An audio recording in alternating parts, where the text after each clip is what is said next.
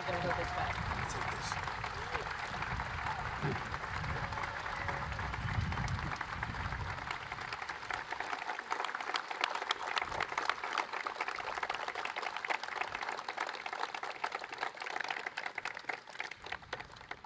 Good morning, everyone. Doc, thank you. Your heroism in treating wounded children at Uvalde, many of whom you've known their whole lives, and treated them with normal child problems as a pediatrician. It's something we'll never forget. And Garnell, it's good to see you again. I know how tough it is. A lot of people in here have been victims of gun violence, lost sons, daughters, husbands, wives. They understand your pain. And every time you stand up to talk about even for a good cause, it brings it all back like it happened yesterday. But thank you for the courage to do it. Jill and I will never forget the time we spent with you and your families. I want to thank the Vice President and Harris and the second gentleman, members of the cabinet, 8 of whom are here today, as well as mayors and elected officials from across the country. I want to particularly thank the governor of Illinois and the mayor of Highland Park for being here. We've had, no, I mean it sincerely, we had a number of conversations immediately after the attack in Highland Park, and I've been impressed with the way they've handled things. It's been extraordinary. And as the 3 of us have discussed, we have more to do.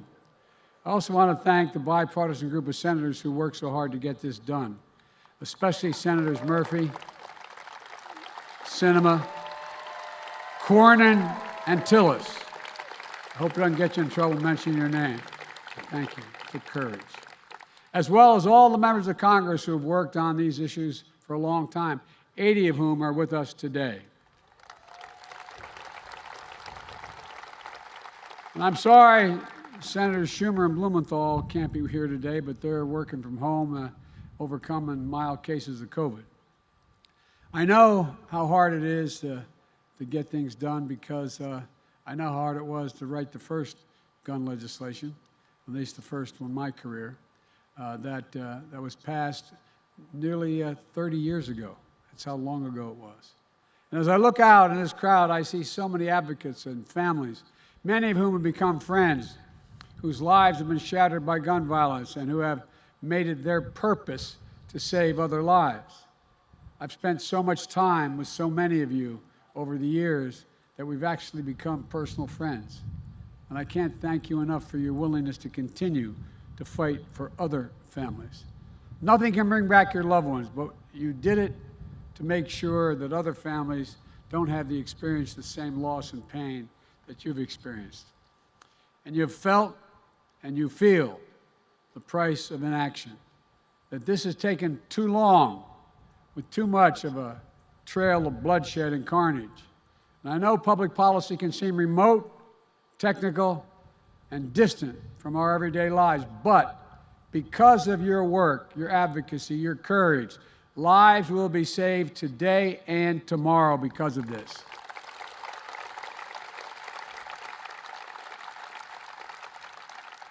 What we're doing here today is real, it's vivid, it's relevant. The action we take today is a step designed to make our nation the kind of nation we should be. It's about the most fundamental of things, the lives of our children, of our loved ones. We face literally a moral choice in this country, moral choice with profound real-world implications. Will we take wise steps to fulfill the responsibility to protect the innocent and while keeping faith with the constitutional rights? Will we match thoughts and prayers with action? I say yes, and that's what we're doing here today. Today's many things is proof that despite the naysayers, we can make meaningful progress on dealing with gun violence. Because make no mistake, sit down, you'll hear what I have to say. If you think you...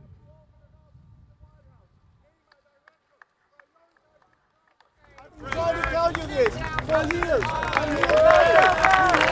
We have one. Let me finish my comment. Let him talk. Let him talk. No one, okay? Because make no mistake about it, this legislation is real progress, but more has to be done. The provision of this new legislation is going to save lives, and it's proof that today's politics, we can come together on a bipartisan basis to get important things done, even on an issue as tough as guns. And one more thing, it's a call to action to all of us to do more. To take away from the legislature that's not what we can do. It's the takeaway from this is that now we're opening to get much more done. Senator Murphy has said, when you look at the biggest social issues America has faced throughout our history, quote, success begets success. And that's when you, quote, finally move that mountain. You can ignite a movement when you do that for more progress to follow. We finally moved that mountain, a mountain of opposition, obstruction, and indifference that stood in the way and stopped every effort at gun safety for 30 years in this nation. Now's the time to galvanize this movement, because that's our duty to the people of this nation. That's what we owe those families in Buffalo, where a grocery store became a killing field. It's what we owe those families in Uvalde, where an elementary school became a killing field.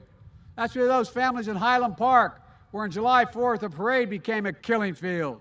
That's what we owe all of those families represented here today and all over this country the past many years across our schools, places of worship, workplaces, stores, music festivals, nightclubs, and so many other everyday places that have turned into killing fields.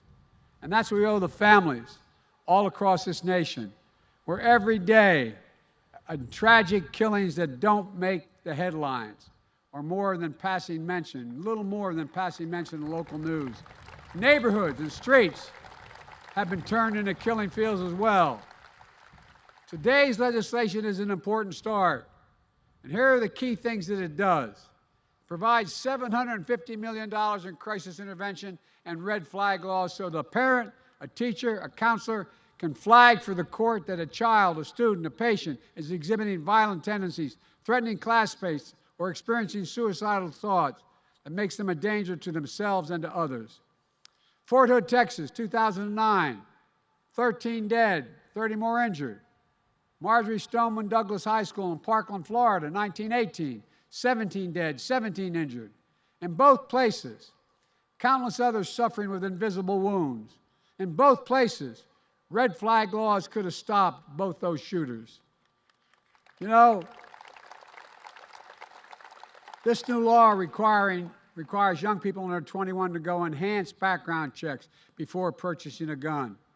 How many more mass shootings do we have to see where a shooter is 17, 18 years old and able to get his hands on a weapon and go on a killing spree?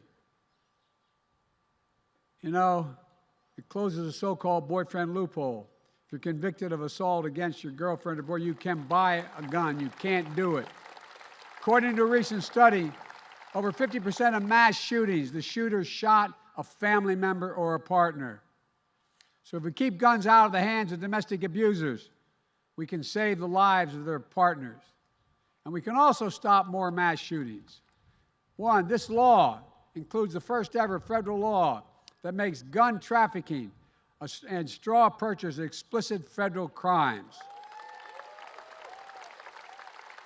It clarifies who needs to register as a federal licensed gun dealer and run background checks before selling a single weapon. It invests in anti-violence programs and work directly with the communities most at risk for gun crimes.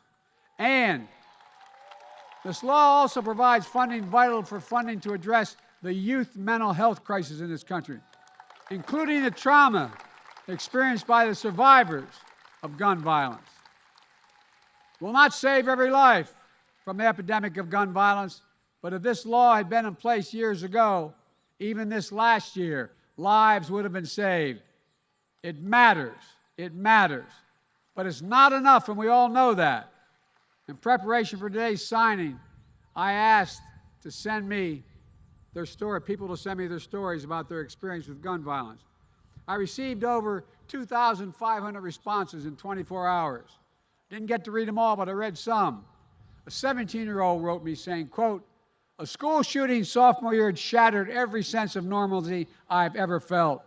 Almost 3 years later, I still have nightmares." 24-year-old wrote about growing up in what was, quote, "seemingly endless era of gun violence."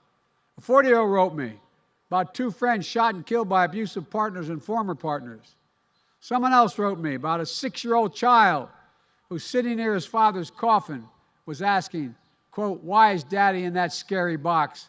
Wake up, Daddy. Wake up, Daddy." His father had been gunned down. I read these stories and so many others. So many others. And you know, I see the statistics. Over 40,000 people died from gunshot wounds last year in the United States. 25,000 by suicide. I think, can this really be the United States of America? Why has it come to this? We all know a lot of the reasons. Gun lobby, gun manufacturers, special interest money, the rise of hyper-partisan tribal politics in the country, where we don't debate issues on the merits, but we just rather turn on each other from our corners and attack the other side. Regardless, we're living in a country awash in weapons of war. Weapons that were designed to hunt are not being used. The weapons designed that they're purchasing are designed as weapons of war to take out an enemy. What is the rationale for these weapons outside war zones? Some people claim it's for sport or to hunt. But let's look at the facts. Most common rounds fired from an AR-15 move almost twice as fast as that from a handgun. A couple of smaller, lighter bullets. These weapons maximize the damage done, coupled with those bullets. And human flesh and bone is just torn apart. And as difficult as it is to say, that's why so many people, and some in this audience, and I apologize for having to say it, need to provide DNA samples to identify the remains of their children. Think of that. It's why trauma surgeons who trained for years for these moments know it's unlikely that someone shot with a high-powered assault weapon will make it long enough for the ambulance to get them to the hospital. It's why these scenes of destruction, resembling nothing like a weekend hunting trip for deer or elk. And yet we continue to let these weapons be sold to people with no training or expertise. Case in point, America has the finest fighting force in the world. We provide our service members with the most lethal weapons on earth to protect America. We also require them to receive significant training before they're allowed to use these weapons. We require extensive background checks on them and mental health assessments on them. We require that they learn how to lock up and store these weapons responsibly. We require our military to do all that. These are common sense requirements. But we don't require the same common sense measures for a stranger walking into a gun store to purchase an AR-15 or some weapon like that. It makes no sense. Assault weapons need to be banned. They were banned. I led the fight in 1994. Then under pressure from the NRA and the gun manufacturers and others, that ban was lifted in 2004. In that 10 years it was law, mass shootings went down. When the law expired in 2004 and those weapons were allowed to be sold again, mass shootings tripled. They're the facts. I'm determined to ban these weapons again and high-capacity magazines that hold 30 rounds and to let mass shooters fire hundreds of bullets in a matter of minutes. I'm not going to stop until we do it. Here's another thing we should do. We should have safe storage laws requiring personal liability for not locking up your gun. The shooter in Sandy Hook came from a home full of guns and assault weapons that were too easy to access. Weapons he used to kill his mother and then murder 26 people, including 20 innocent first graders. If you own a weapon, you have a responsibility to secure it and keep it under lock and key.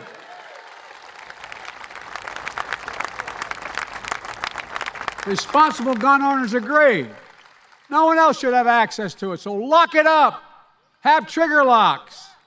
And if you don't, and something bad happens, you should be held responsible.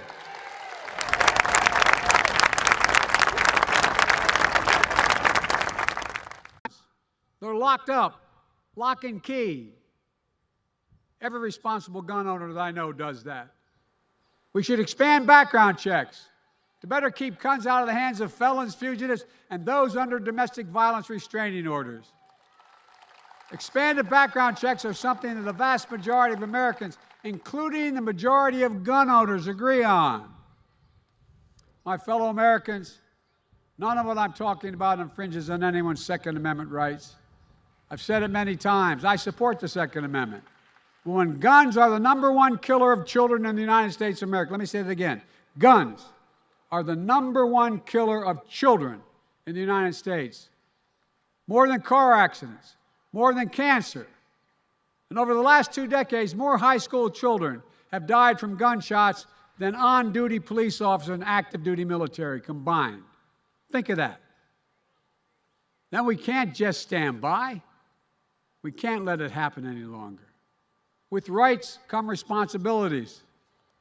Yes, there's a right to bear arms, but we also have a right to live freely, without fear for our lives, in a grocery store, in a classroom, in a playground, at a house of worship, in a store, at a workplace, a nightclub, a festival, in our neighborhoods, in our streets. The right to bear arms is not an absolute right that dominates all others. The perennial price for living in a community with others as being neighbors, of being fellow citizens, is that we obey the laws and customs that ensure that what the framers call domestic tranquility. That's what civilization is. That's what we have been at our best. That's what America must always be. A place where we preserve the rights, but fulfill our responsibilities. I know this: there can be no greater responsibility than to do all we can to ensure the safety of our families, our children, and our fellow Americans. When I spoke to the nation after Uvalde, I shared how a grandmother who had lost her granddaughter gave me and Jill a handwritten letter. We spent 4 hours, almost 5 hours with them. And I read it. It reads, quote, "Erase the invisible line that is dividing our nation, to come up with a solution and fix what is broken, and to make the changes that are necessary to prevent this from happening again," end of quote. That's why we're here. That's why we're here. Today, I want to thank those in Congress, both Democrat and Republicans, who erased that invisible line dividing our nation and moved us forward on gun safety. It's an important step, but now we must look forward. We have so much more work to do. And I might add, there's $75 million in there for mental health reasons, a whole range of other things I'm not going to take time to go into today, but it's important. May God bless all of us with the strength to finish the work left undone. And on behalf of the lives we've lost and the lives we can save, may God bless you all, and may God protect our troops. Thank you.